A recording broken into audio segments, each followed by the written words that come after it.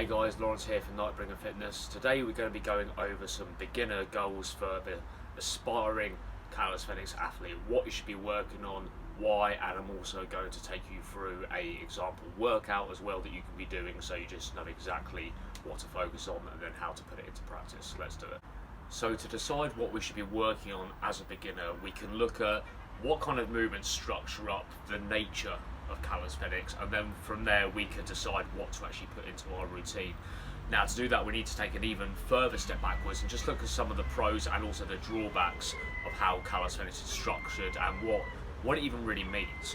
So let's take for an example the strength sport of powerlifting, where the goals are really clearly defined for you forever. Lift the biggest amount of weight across 3 different exercises: the bench press, the deadlift and the squat. Right, as soon as we decide we want to do powerlifting, that's it, decided for us, great. With calisthenics, it's kind of like pick your poison, right? What do you want to get good at? And this can be quite confusing because there's so many different branches that you can go into that you kind of have to half decide what you want. But we're going to bring it back even further from that to just say, okay, let's just get started with a generalistic structure of what we should be doing. So without further ado, let's look at the general structure of how things work. So in order to look at the structure, we can look at what actual types of physical movements make up our practice as a calisthenics athlete. So we have vertical pushing, okay, that's going to be our handstand based movements. We also have vertical pulling, you guessed it, that's going to be a pull-up. We have horizontal pushing, that's our pushing movement, and further down the line that can translate into skill work like planche. We have horizontal pulling, that can be our front lever and also rowing based movements. We also have vertical pushing going downwards, which is going to be a dip based movement. We can also have vertical pulling up as well, which is called an elevator or an inverted muscle up. We don't need to worry about that too much right now, that's a bit nitty gritty. And then we also have pulling movements where the hands are behind us, such as a back lever or a pelican curl, but again that's slightly nitty gritty and we don't have to worry too much about that at this particular point. So let's start with the first thing, which is going to be a handstand, and why are we putting this first? So the reason that we do handstands first is this is classified as what's called skill work, where we want to be fairly fresh, mentally in the zone, and have a good amount of technique left in our body. If we did all our strength training first and made ourselves very fatigued, very exhausted and depleted our energy, you can probably appreciate that our quality of work for the handstand, which is going to be quite technical, isn't really going to be highest. So we want to put this first. You might even be asking, like, why are we focusing on the handstand at all? The reason being that in terms of skill work, it's such a key skill that allows you to train different movements down the line. So if you want to eventually learn the planche, being able to do, thank you plane, I hope you can hear me, being able to do a handstand and allowing yourself to train negatives or the press to handstand style movements, if you can't do a handstand, it's going to be pretty difficult to actually balance these movements in the end, right? So it just gives you so much more leeway into various different movements, and that's why we're learning the handstand. So let's get on with that first. So handstand training, we're going to start by looking at back to wall handstands. Handstand training is kind of composed of 3 things: back to wall variations, chest to wall, and then doing freestanding attempts and holds away from the wall, out on the floor. The back to wall variation is typically the easiest one to learn. You'll see CrossFitters doing these things where they go up and do their handstand push-ups. It's typically the least balance challenging variation of the handstand, so we'll start with that. So this is what we're going to be going for. Up, holding 1 foot away, and then trying to bring the second foot out to match that first one. So distance away from the wall, I'm going to suggest like maybe about a foot of length or something like that. You'll find where is comfortable for you. I'd say, like, if there's the wall, probably somewhere around here is going to be pretty okay for most people. You might find it challenging to actually kick up on your first attempt to hit the wall, so let's go over that starting position. So hands about just outside shoulder width apart, but the key thing is keeping this finger, the index finger, facing totally forward. Fingers nice and wide apart for a large amount of surface area. We're going to place hands down, get the hips nice and high, make sure the elbows are locked out, which we do by turning the elbow bit outwards, up towards the sky.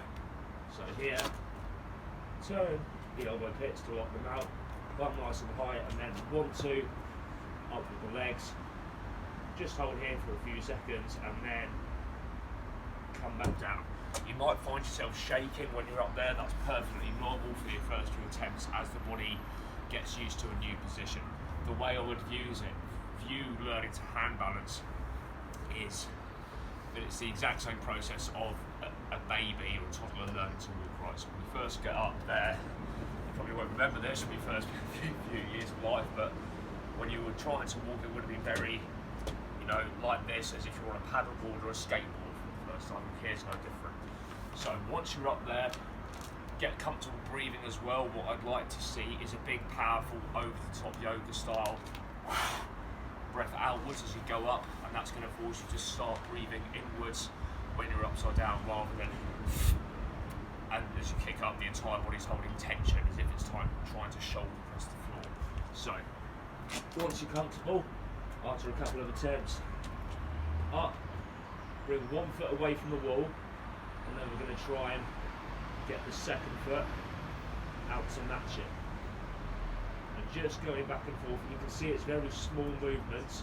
What I don't want to be doing is anything like this, because the weight of that leg is just going to drag me down. The key to the success in this is keeping the hips on top of the hands. So it's easy to think of trying to get off the wall by pushing off like this, but I'd like you to look at my hips in regards to my feet.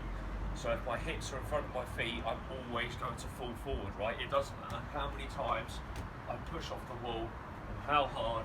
If my hips are in front, I'm always going to fall back. However, if I move my hips in line with my feet, you'll see that hand naturally just comes away. We're trying to do the exact same thing as that, but upside down. That's all this is. There's no magic to it. It's the exact same process. So, upside down we go. We don't want to be here where the hips are in front of the hands, because we'll never get off the wall. Hips on top of the hands, one foot off, and then you can see that second foot just lightly glides off to touch that first one. And this is a nice, simple beginner introduction to a handstand and actually getting you into the handstand position, because for me, my first year of handstand training was just me in the park, kicking up on the floor and just basically failing and falling over for like a year, and I didn't really know about the wall-based method of doing things. To learn these skills, we need to be getting you into a position we need to be getting you into a position that the body can actually be in the handstand for a decent amount of time. So is it as cool as kicking up away from the floor and holding it for 0.5 a second? No, but we need to get you up here holding it for 10 seconds, for 20, breathing calmly, getting these small little wins off the wall, and that's how we work it. So in terms of structuring this as a workout of like how many sets of reps should I do, look at this as a volume of time. So handstands is a frequency based skill. So rather than saying do 10 sets of this, because your pace of doing things, if you get out of breath or if your shoulders and arms start getting tired, you might suddenly find your volume dropping down dramatically. So what I would say is go for 10-15 minutes of this. Set a timer on your phone, start with 10 minutes, be filming your sets as well so you know exactly what you're doing, and that's going to be the biggest marker of success for you, saying like, hey, I've got 10 minutes of structured handstand training.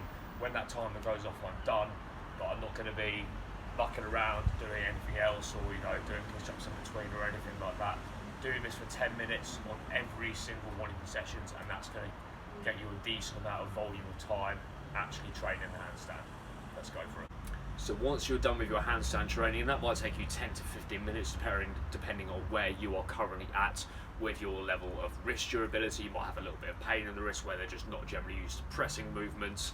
You might just find it quite mentally fatiguing or technically quite challenging, which is totally fine. But once you've done that, we're going to move on to training the pull-up and the dip in supersets. Why are we doing it like that? Why are we supersetting these two particular movements? Well, the general premise is that the pull-up pulling based movement, dip, pushing based movement. If you're used to, and it just makes sense to superset these kind of antagonistic muscle groups, right? And these antagonistic movements, even, I should say. So if you're a gym goer or done any weight training before, you might have heard of the idea of supersetting biceps and triceps, right? Or chest and back. Much the same here, but rather than looking so much in terms of training muscle groups and supersetting them, we're actually looking at training movement patterns and supersetting that. So supersetting a push and a pull is a very familiar, or very common I should say, concept in calisthenics that you'll see many a time in many a workout, and we're going to get straight into it here. The reason that you might think, okay, why not just do the pull-ups and then do the dips? That's totally a valid option as well. It's just that this can be, as a beginner, a little bit more fun. It does give you a little bit of a bigger pump across the entire body. It also ensures that it gets you a little bit more disciplined just doing an entire workout, because the idea of skipping certain movements we don't like, anyone ever skipped cars in their training before, or core, I'm going to have my, definitely hold my hand up to that one. It gets you in the idea of training every single movement you have, whereas if we're like, if I give you a list of 7 exercises, by the time you get to the, the 6th or 7th one, via, what level ever you're at, by definition of it being 6th or 7th, it's going to be the least in your priority list, and therefore the most likely that you're going to skip, okay? The majority of us aren't here to do calf raises or, some planche leans or stuff like that. No one says, I can't wait to hit planche leans today, okay? These movements are fun, doing them back and forth, it's going to be a good laugh, it's going to get you nice and pumped and feel like you're doing a good workout rather than just a practice session. So no more waffling along, let's get to the pull-ups and the dip. So pull-ups are first exercise after doing the handstands, and there's a couple of options we can go for here. So depending on what level of beginner you are, you might actually not be able to do a pull-up yet unassisted, as in just getting onto the bar and putting yourself straight up. So a few different options we can use. I'm going to go ahead and recommend band assisted option, not because it's any more effective than say doing the eccentrics just for lowering method or whatever else we might have available to us, but simply because of the simplicity of getting into the band. It replicates the movement pretty well. Is the band perfect because of the strength arc and all these things that people talk about? No, it's not, but it's pretty damn close, right? And it gets you doing the pull-up, and hey, that's what we're here for. So set numbers, I'm going to suggest 3 sets of 6 reps. Is this a golden number? Is it bad if you do 3 sets of 4 or 3 sets of 7? No, it's just a target for us to work for towards our first goals, right? So let's go over the technique for that. So depending on the thickness of the bar, you might want to do thumbs wrapped under or thumbs wrapped over the top. For the sake of safety down the line and being able to train what's called the overhand grip down the line, I'm going to go ahead and recommend thumbs underneath that rather than thumbs on top. That might always be practical, but so here we are, thumbs underneath, and then we're going to do a skirt pull touching over the bar, and back down, and go for that for around 6 reps. Exact same thing here in the band, whatever band thickness works for you.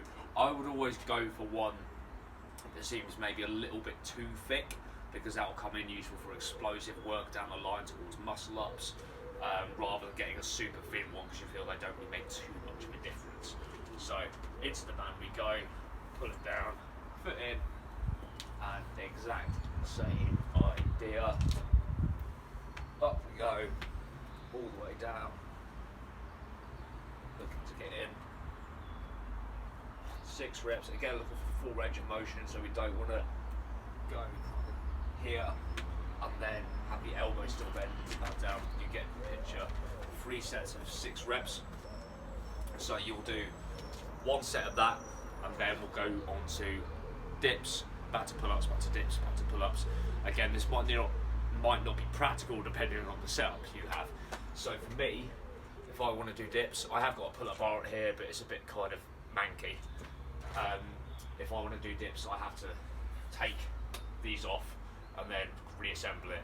I'm not going to be doing that for supersets, right? I'm going to do my pull-ups first, then I'm going to reassemble this, put it into the dip station mode, and do that. So whatever works for you. If you have a pull-up and dip station in your gym or at home, then it's very practical. If you've got one pull-up bar and then someone else is over there using the dip machine, it's not going to be practical for you to run back and forth, right, depending on how busy the gym is, so just do what works for you. Dips, let's get into it. So let's talk dips.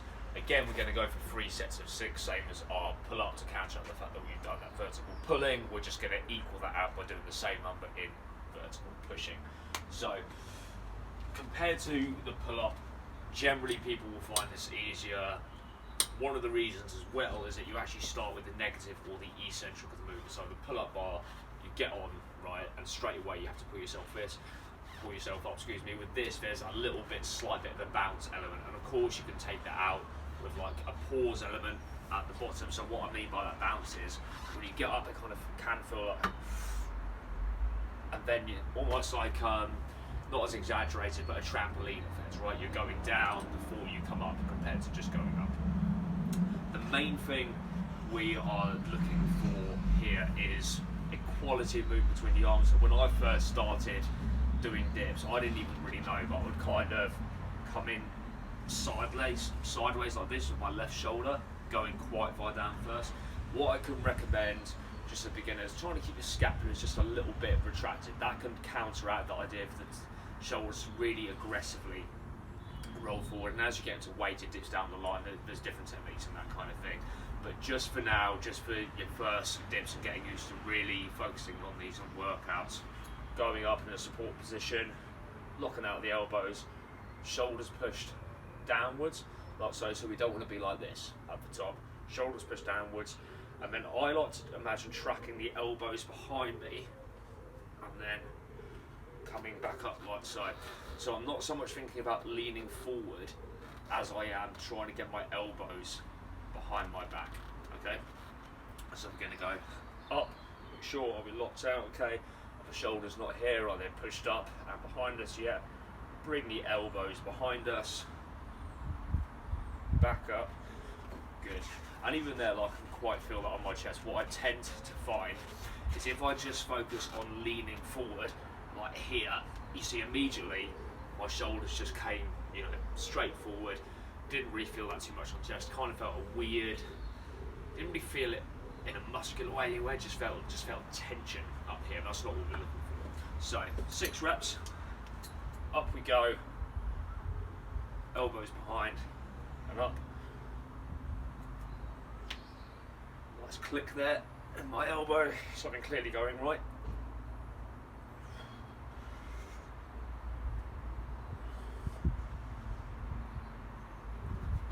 Good.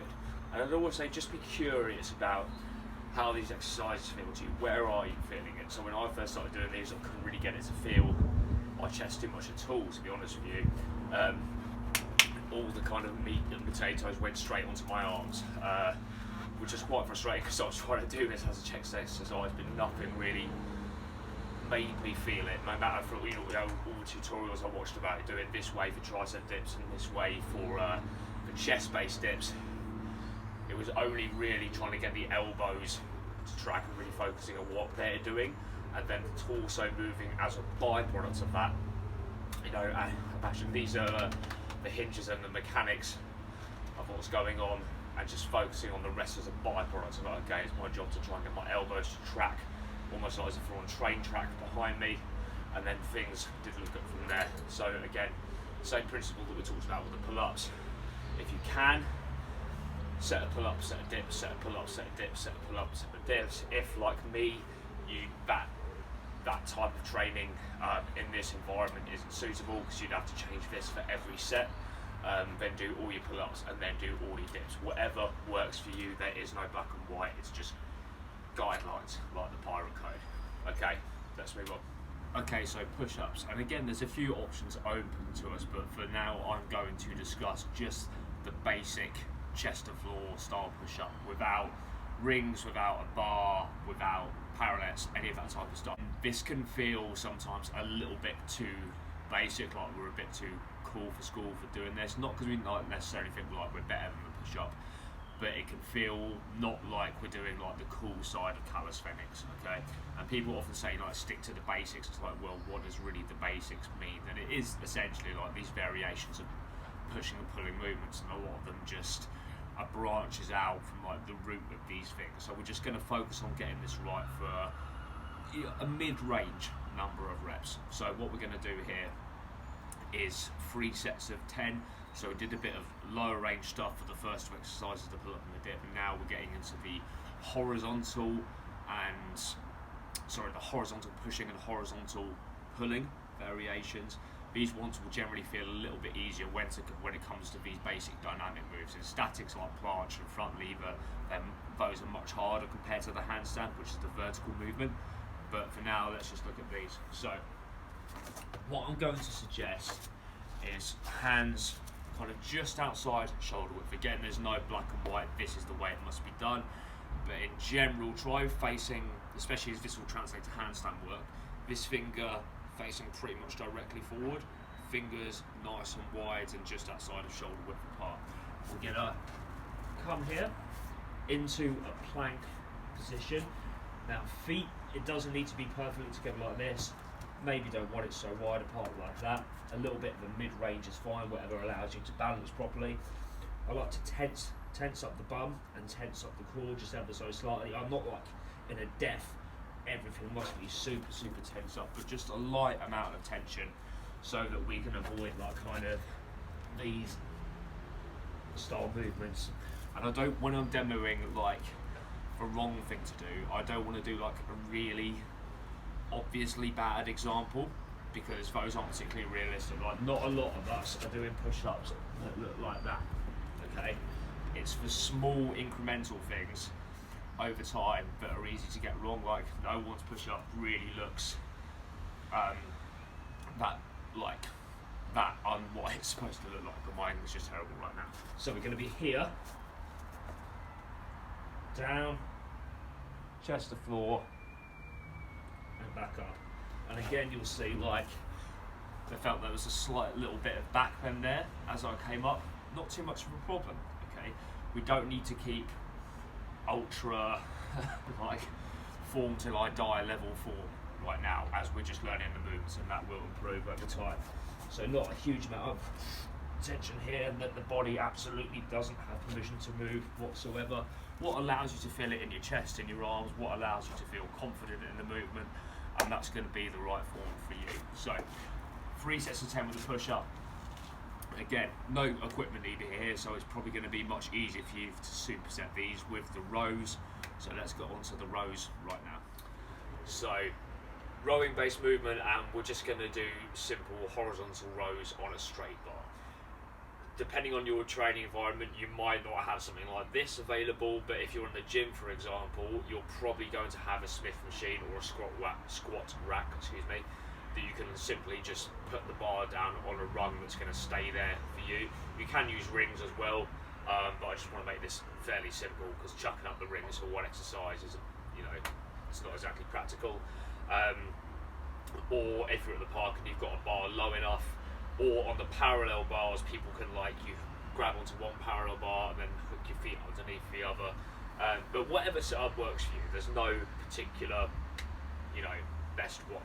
So a few variations we can do, again, depending on the grip you have available to you. I'm going to go for the palms over the top on the straight bar. We could use this as well, depending on what you want to feel, but I'm going to go for this one. So we're going to be here, and then pull the chest up towards the bar and back down. Kind of the same feeling as a pull-up, it's not too dissimilar, right? And we can change the angle depending on how we're feeling it. So with this, if I stick my feet out all the way, I'm not going to be able to get up the whole way, so I have to bend my legs, get my hips a little bit higher, and put them like that, and I still feel the movement great. So in like a technical, what's supposed to be the best form terms, if I were to, on this particular bar, do my legs the whole way out, keep my core rigid tight, I'm not going to be feeling the movement in the way that I want it to be felt, okay? And if you think in the gym, if we're doing rows on a machine like that, are our legs out straight? If we're doing cable rows, or if we're a rowing based machine like this, we're doing single arm rows, do we need to keep our core tight? No. The main thing is, are my elbows tracking in a way that I can feel them, like eventually, if I wanted to, or was physically capable of getting them to touch behind my back in such a way. And that's the main goal here, getting that nice scapular retraction Again, not even super important that we get the chest up towards the bar, that might be a bit uncomfortable, but can we feel the movement? So even there, it feels like a good retraction, and doing that might even feel a little bit uncomfortable after 10 reps. So what feels comfortable for you? Again, in your first section, you might have to experiment slightly. You might have to experiment with the bar height, your foot positioning, because, you know, rows look like such a, you know, easy, who wants to do that when you can do pull-up style movement, but the burn comes on so quickly. The core gets fatigued very easily if you are lying out in such a way, or even when you can see me like bending my legs like this. It's a fatiguing movement, but they feel absolutely fantastic. Okay, and again, you know, changing the grip, you could do it up here, and that feels like a little bit more of a bicep movement. Doing it here, and my elbows feel like they can really track in more, and I feel that more in the side of the lats here for a bit more width, rather than like the thickness here, which I was feeling when I did my hands over the top. So I'm going to recommend you start with the universal kind of easier one, because it feels a bit like pull-ups with here, but experiment. You know, you can even do like one set like this, one set like this, one set like that. For simplicity's sake, I'm going to say start with, you know, the 3 sets of that, push up, row, push up, row, push up, row, and go for these ones. But there's nothing stopping you. You know, this is the beauty of calisthenics, and of trying different variations of different movements, and going set here, set there, changing grip halfway through a set. But let's keep it simple for now. Okay, let's move on. Okay, so let's look at some pistol squat training. Now, this is a move where if you're an outsider to calisthenics, it can almost look like one of those things that's like magic, right? Like the muscle up, or like the handstand was like, oh, they've got something they were born with, and you know, this is something I won't be able to learn. We all know that's not true, right? But it's easy to get these thoughts into the head when you see such movements or wonder what the progressions are. So let me tell you that it's mainly an ankle mobility thing, okay? So if you have the ability to just squat down and be in a resting position like this, you can probably do it on one leg without too much of an issue, okay? And then eventually, yes, it is a strength thing to be able to just stand up out of the movement.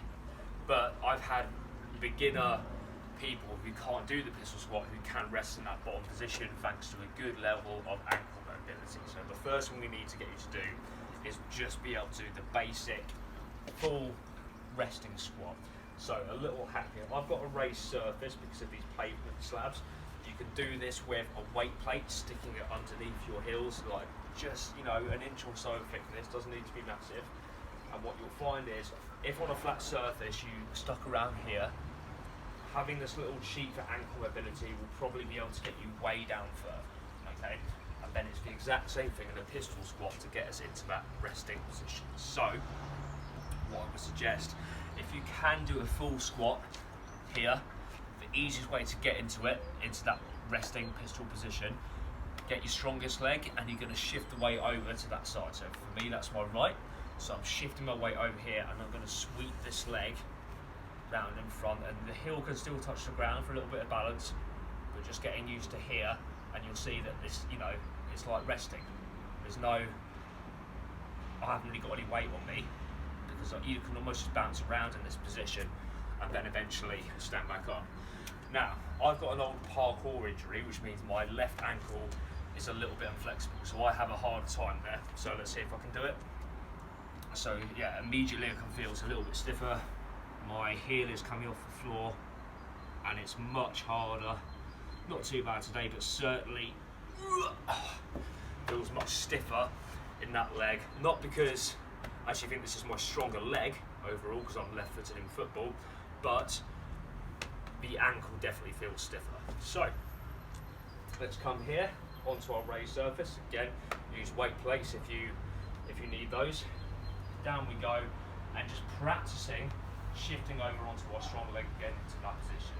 And you'll feel that once you're here, your body can kind of do what it wants, right? You're weightless. And same on the other side, getting that weaker side used to just being in that balanced position. You might even feel that you can pistol squat out of it without too much of an issue. Now, if you're kind of getting halfway, so like if you're here, you can push it a bit, but then it all kind of collapses. what I'd like you to practice is coming down in a speedy, might be the wrong word, but certainly not a slow fashion. So what trips people up in the pistol squat is trying to do it smartly and slowly and coming down like this and getting used to the balance. It should feel like a trampoline, so that when you're at the bottom, you can just come out, bounce straight back out of it without too much of an issue. If I try and be slow and smart, that felt harder than just doing the full thing. Obviously, you can see eccentric slower. And of course, we're trying to balance so we're not mindful so much that we're doing a slow eccentric, right? Same as like if you're on a barbell squat and you're taking like 5 seconds to lower it, of course it's going to feel harder, right? But because we're so focused on the balance element, it's easy to forget that. So just speed it up a little. If we know we can balance in that bottom position, then we're going to be pretty fine. Here, just coming, okay, arms out. Nice knee click there from me, I don't know if you heard that. And back the other way, on the other foot. And just bouncing in and out of it feels so much more comfortable than this. Whoop. Oh, God, this feels horrible. So, speed it up a little bit. And you can also do a variation as well where you hang on to something. A few different options if you've got like a pole or a bar in front of you, whatever surface, and just holding on here. Same idea, just coming down and going back up. But I'm going to recommend just going in for getting used to that balance position, holding it for like 3 sets of about up to 20 seconds if you can, and just trying to accumulate that on each leg, and then doing attempts of trying to bounce back out of it. Give it a go, guys. Enjoy your pistol squat training. Okay, so L-sit training. First of all, let me say welcome to the land of pain. These are fucking horrible, but really useful, as I would have said, for press to handstand training down the line. If you don't work on this now, it can kind of leave you with a very big blockade to work on down the line. The main thing we want to work on throughout all progressions of this is keeping the elbows locked out and the shoulders retracted and pressed. And I would always say we all want to get our legs, you know, out straight and up here into these crazy positions. The main thing you can focus on is keeping the elbows straight, shoulders retracted and pressed, and then work on things as a byproduct of that efficiency down the line. So if you're here and you're just in the tuck position, great, because you're getting the shoulders and the elbows where we want to be. If you're out here, that's not where we want to be, and we need to regress that, okay? It's very easy in calisthenics to do ego lifting or ego training where we all want to be doing the unassisted full progressions, things that looks cool, okay? No one's training because they want to achieve the top planche in 5 years, right? Okay, we all want to do the more advanced stuff, but here it's so important to really get these positions familiar to our body. We need to give our body something it can win at repeatedly on a good amount of the time.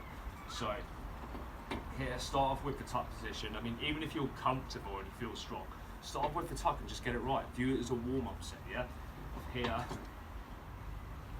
down, locked out, and just tuck. Knees tight up into the chest and looking forward. And then from there, as that feels comfortable, we can start messing around with one knee touch, one leg out, both out, trying to raise it a little bit higher, and then essentially pretty much just get higher from there. We can start adding ankle weights. But what I'm going to suggest is 3 sets of 20 seconds in whatever progression you may choose. So for some of you, even a tuck might feel pretty difficult at this point, particularly as we've done a lot of arm focused training. So if that is difficult, just stay on your tiptoes and just kind of start releasing a little bit of pressure, even if it's just here. Just getting used to 20 seconds of getting those shoulders in the right position, and then the strength will come from there. So 3 sets of 20 seconds on whatever progression feels right for you, you go for it. So that's our workout done, and the logical next question is, okay, how often should I be doing this exactly? What I'm going to recommend to you is to do this total body workout 3 times a week in whatever fashion that you can get it in. So ideally we want a day's rest in between each session. Monday, Tuesday, Friday is a logical one, for example. But if that schedule doesn't work for you and you have to do like Monday, Tuesday, Saturday, that's fine. The point is to actually get in that total volume of work throughout the week, however you get those 3 sessions.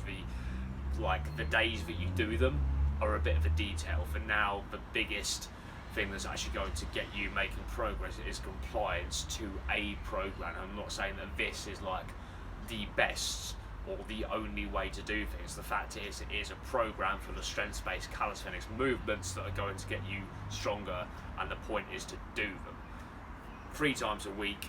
Get it in the diary, see what needs to happen in your life, in your schedule, in order to help you get those 3 total sessions, and you are going to get stronger, okay? Because scientifically you are doing the work. So I hope that this has helped. I hope that you now have a bit of a clearer sense in terms of what to do in your training. I hope you try this workout. I hope that you were able to follow this along, even like maybe in your own training, and just had it as a little bit of a guide next to you. If it has been helpful, if you do this workout and you find that you're making some improvements from it, please do let me know. I'd love to know.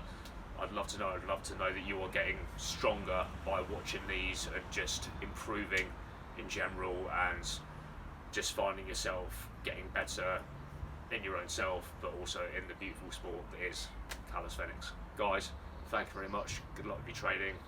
Speak soon.